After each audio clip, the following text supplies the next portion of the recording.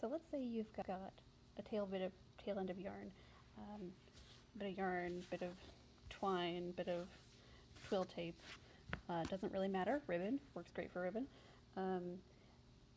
If you just don't want it to get tangled, but it's not really enough to like wind into like a round ball or like wind into a center pole ball, you could go like this, but this, as you may know, as you're pulling off the thread, can tangle really easily. So there's a better way. If you lay it across your hand. I like to squish this end between my pinky and make a figure 8 around my thumb, and then keep making that figure 8. So it goes, loops around your pinky, loops around your thumb, pinky, thumb, all the way.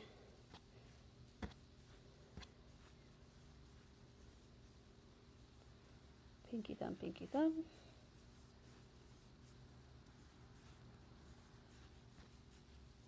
Okay, until you have an end.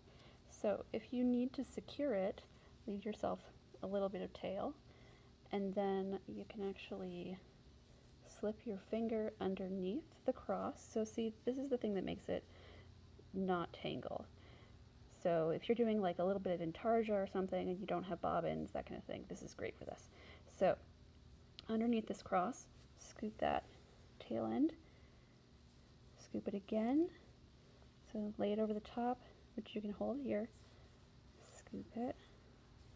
So you can keep scooping this until you've got yourself a nice little wrapped bit. If you need to pull from this end, then I would suggest not tying a knot, or not, securing it. But you can still pull from the other end. So where'd you go? Let me secure this real quick. So keep your finger in there, take a tail end, pull it through. That'll secure that. And then we can find the other end. It's nestled inside.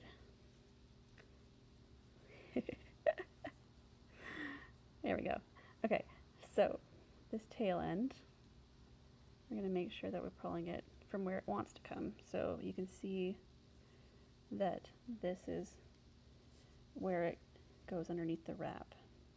So from here, you can hold the center and you can pull this end and just watch it so it doesn't tangle over any of the other loops, but it'll pull out and then pull out again.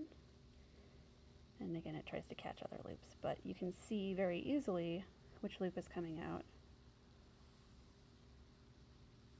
And worst case scenario, if it catches a loop like it just did that one, it just takes a couple more loops to get it out. But this is a nice secure way that will keep your ends from being tangled. So let's do it again with the twill tape. So say you only need a few yards of twill tape.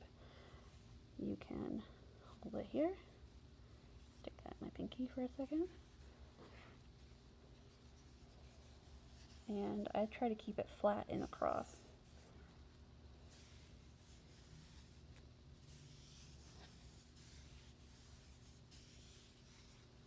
So you're just making figure 8s around your pinky and your thumb. Okay. So now, no matter which direction you're pulling it, it'll pull off evenly without tangling. I thought of something else. Also, if you need to make something smaller than the distance between your thumb and your pinky, you can actually also do thumb index finger. So say you only need a little one, or the loops in the distance between your thumb and your pinky are too long and they're going to catch on like you're knitting or something. So you can use this as a tail end. So like if you did a long tail cast on and didn't estimate your tail properly and you've got like a lot of extra end, this is a great thing for that. So if you just need a smaller one, you can do it between here. Basically between any 2 points you can do this, but I find my hand to be very easy, and also the fact that I can do this without needing an extra hand is helpful. So let me leave this tail out because I want this tail out.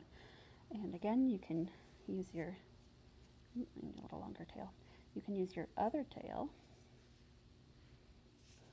Just loop it through. There you go. It's a little harder to loop this one.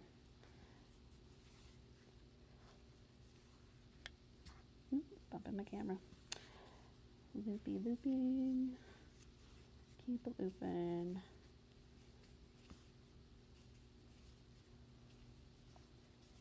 Okay.